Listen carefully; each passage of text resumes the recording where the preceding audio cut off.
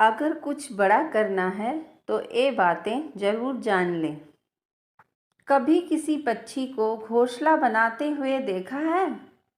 अथक प्रयास और परिश्रम से तिनका तिनका जोड़कर पक्षी अपने बच्चों के लिए घर बनाता है और फिर कहीं से तेज आंधी और भारी बारिश आती है, उसका घोंसला तिनका तिनका बिखर जाता है। वह पक्षी ना तो रोता है, ना ही विलाप करता है और बिना विलंब के फिर से घोंसला बनाता है और सफलता पाता है। फिर हम क्यों छोटी छोटी असफलताओं से भयभीत होकर मेहनत करना छोड़ देते हैं? एक बात का सदा स्मरण रहे, हर वृक्ष कुल्हाड़ी के एक वार से नीचे नहीं गिरता। चट्टान पर एक बार घन मारने से चट्टान नहीं टूटता। इसी तरह सफलता पाने के लिए अनावरत परिश्रम करना पड़ता है। सफलता का यही एकमात्र रास्ता है। आप जब भोजन करते हैं तो आपका पेट स्वीकारता है, तब आप भोजन करना बंद कर देते हैं। जब आपको नींद आती है तो आपका मन स्वीकारता है कि आपका शरीर थक चुका है, अब आपको विश्राम की आवश्यकता है।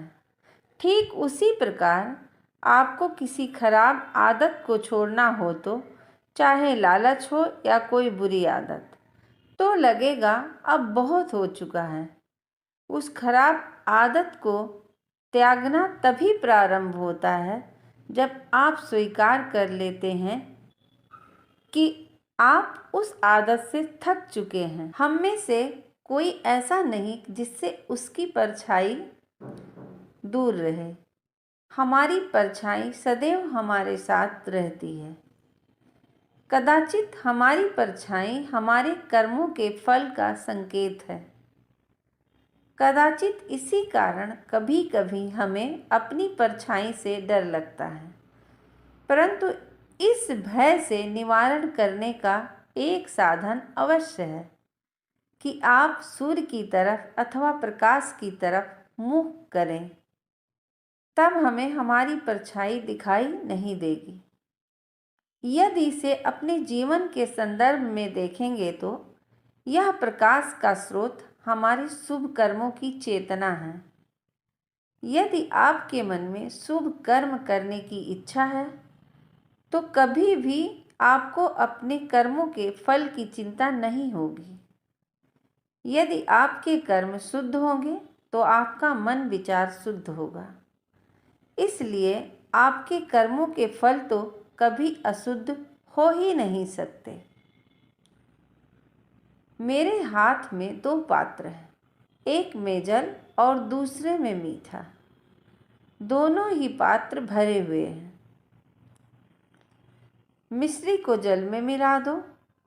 जल ने तो मिश्री को अपना लिया और अब मिश्री ने भी अपना अस्तित्व खो दिया, परंतु जल को अभी भी अभिमान है कि उसका अस्तित्व अभी भी बना हुआ है। परंतु जो भी इस जल को चखेगा उसे पता चल जाएगा कि यह जल अब वह जल नहीं रहा। इसी तरह हमारे प्यार और बलिदान भी ऐसे होते हैं जो इस बात का अनुभव करते हैं कि हमने समय की धारा को कैसे बदल दिया है। जो बलिदान देते हैं उनका अस्तित्व कभी नष्ट नहीं होता, अपितु उनका बलिदान संसार में कुछ न कुछ परिवर्तन अवश्य लाता है। दोस्तों, आगे का भाग अगली वीडियो में लाऊंगी। आपके परिवार में हंसी खुशी प्यार एकजुटता बनी रहे, इसी की कामना करती हूँ। आप अपने विचार कमेंट बॉक्स में ज़रूर लिखें। Thank you so much. धन्यवाद।